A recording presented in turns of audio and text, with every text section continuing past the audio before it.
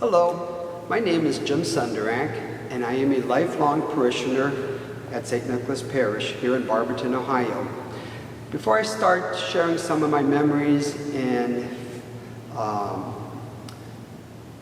reminiscences about my life here at St. Nicholas for my 58 years, I'd like to thank you for taking the time to watch this video, and perhaps you also watched some of the videos of many of the other parishioners that recorded in anticipation and getting ready and celebrating the 100th anniversary of this church.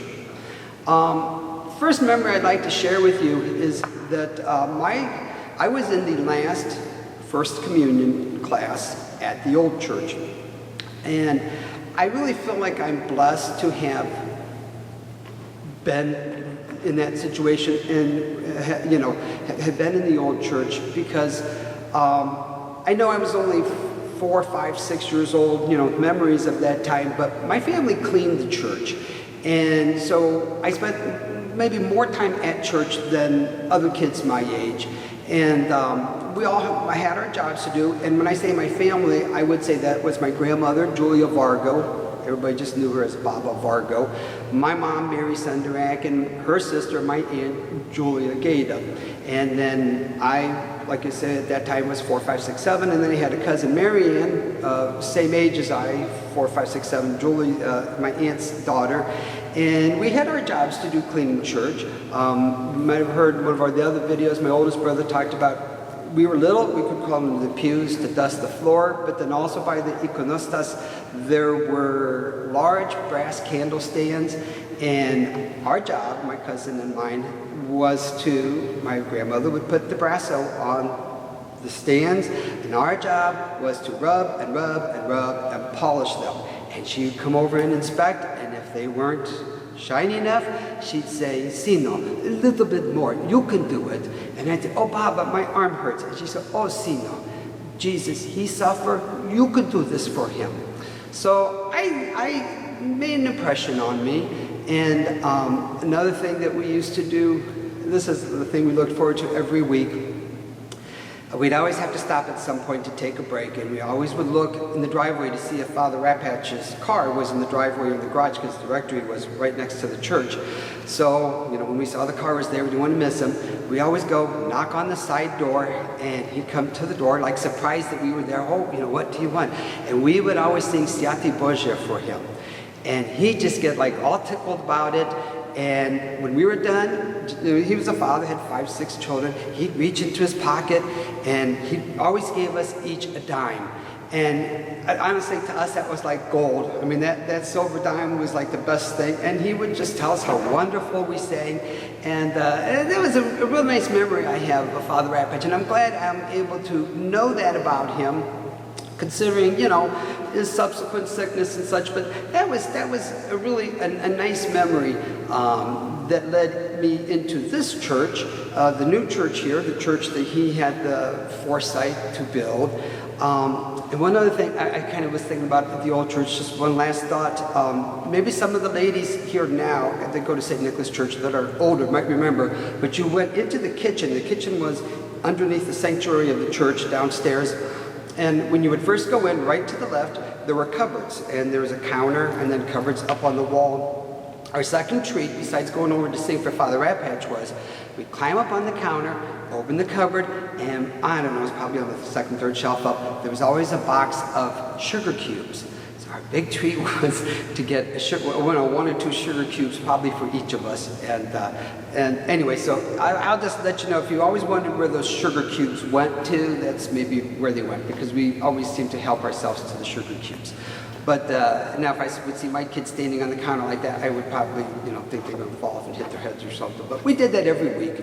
So anyways, I spent a lot of time in church growing up in the old church. And then when we came to this new church, before we did, I'd just like to share a picture with you.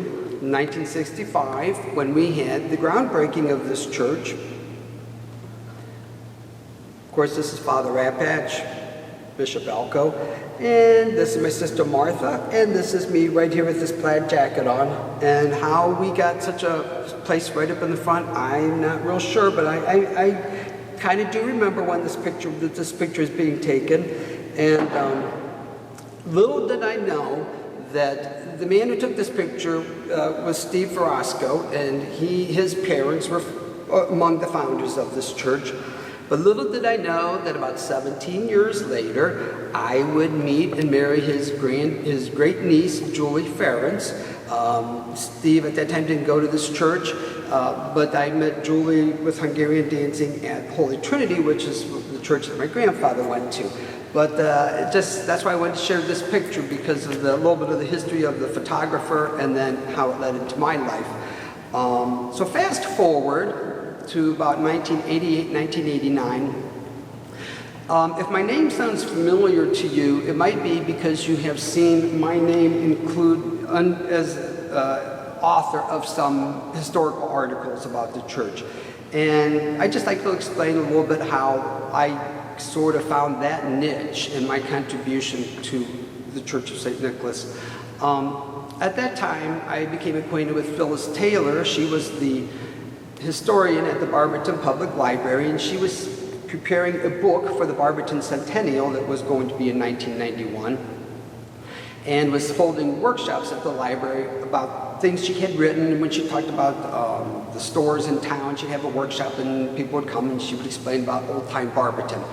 Well, the year 1990, Barberton formed a Centennial Celebration Committee, and she and I were both on that committee, her representing the library and as the historian, and myself, I was assistant to the chairman, which Bob Frucci, and then I was also a co-chair with Vince Lauder, who many people from Barberton will recognize his name. He was a Slovenian, and he was Mr. Barberton, knew everything about all the ethnic groups that came to Barberton.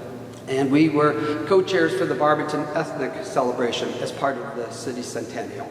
Well, 1991, St. Nicholas also celebrated its 75th anniversary. So this church started only 25 years after the city of Barberton itself. So I kind of started developing this interest in the history. And when Phyllis got to the part where she was writing about the churches, she herself was Methodist. And the Roman Catholic churches, each nationality had their own Roman Catholic church. So that was pretty mainline, and she understood all that and did research. But the Greek Catholic church, she was like, well, why are they Greek Catholic and what's different? And she started asking me questions, knowing that I went to St. Nicholas. So I would teach her a little bit of theology, difference between the Eastern Church and the West. And but then she started asking me about, things about the old church and when was it built and who were the trustees and the board, how did they do this and do that, and some things she thought she might include in her book. Well, that led me to start doing some research for her, and as it turned out, then we were getting ready to celebrate our 75th anniversary, and I was on the book committee, and I was just fortunate enough to be the person to put together the history of this church and record it. And I, at that time, went to the courthouse and did a lot of research. So even if you read that particular edition, there's a lot of facts and stuff. But I thought, well, if we don't record it now, we'll never remember this stuff. And who's going to go back and research it years later? So anyways, just want to let you know that that is a nice niche that I think I have found as a way of contributing to my church in this particular need. So also, when you look at the book that would be put together for this centennial celebration and our website, stnickbiz.com, you'll see a history under our life, and just fortunately, I was blessed to also have been able to write this article as well. So moving on, I would just like to say that nowadays we refer to the congregation, but we call ourselves more like a parish family. Families is different today than it was then, and I think besides the biological family, we look at everybody, like for instance in the church, those who can help you, can show you the way, can enrich your life, can bring you closer to God. They're family, and the way we understand family now in this 21st century, they're family. So I would like to just mention two men. I mean, of course, I learned a lot from my own family, but two men that from this parish that left an impression on me. I would say the years 17, 18, 19, 20, 21 years old, around those years where a young adult, that's probably, I think, the hardest period in a person's life is to your church life. You're not a child, you're out of school, you're not an adult. Sort of where do you fit in and how can you contribute to your church? Well, at that time, my mom still was cleaning church, so I, again, spent a lot of time here. And at that time, she was like I said, she cleaned the church, and a man by the name of George Bailey was the custodian, the janitor, and he took care of everything else that needed being taken care of. And George always had this way of drawing people to come and work. But when you came and George was in charge, he would give you a job to do. And, of course, being a kid that age, he would show you how to do it. And he would always say, no, don't do it that way. Use your brain first. Think about it, like, the better way to do it. And then it's like, oh. And then, like whether it was painting the stripes in the parking lot or anything that he would show you to do. And the thing is about that George always had a way of making you know that when you were done, you had really made a significant or a good contribution to the welfare and the benefit, something that would benefit the church. Something always that looked better, something was fixed where it was broken. No, it was just something, one little thing that needed tended to that maybe a lot of people didn't have time to take care of. And George always had a way of giving you a task to do, making sure it was done well, and then giving you letting you know, and the encouragement that you had really made a good contribution to the church. So little by little, they all added up. So George left a valuable impression on me in that respect. And then also a man by the name of Steve Yurko, I would say a colorful character, and a lot of people have their thoughts about Steve. But what I remember about Steve is that he really displayed true Christianity in practice. Steve, I realized, was a man, he would give you the shirt off his back. He, without question, if there was a need, Steve was the first one to ask, like even sometimes on a personal way that, well, what can I do? Or can I help you? Or, and I saw that in Steve. And I would he always, without hesitation, Steve was that one who was always very giving and without hesitation. And I thought, I appreciated that, and I thought, that's good. I hope I'm like that. So I just would like to, say that these two left a good impression on me, as we call now our parish family. So I think I've come to an end with what I have to say. I hope that we have a wonderful weather for the celebration. When I was writing the 75th history in 1991, I thought, oh, so when will 100 years be? And then I was thinking, well, what will it be like in 100 years? Well, I think I can answer that question, is that it is a lot better. The church is beautiful. I know when we first walked into this church in 1966, I was sad. It was because in the old church when we cleaned, the smell, the incense, it was just so wonderful, all the senses.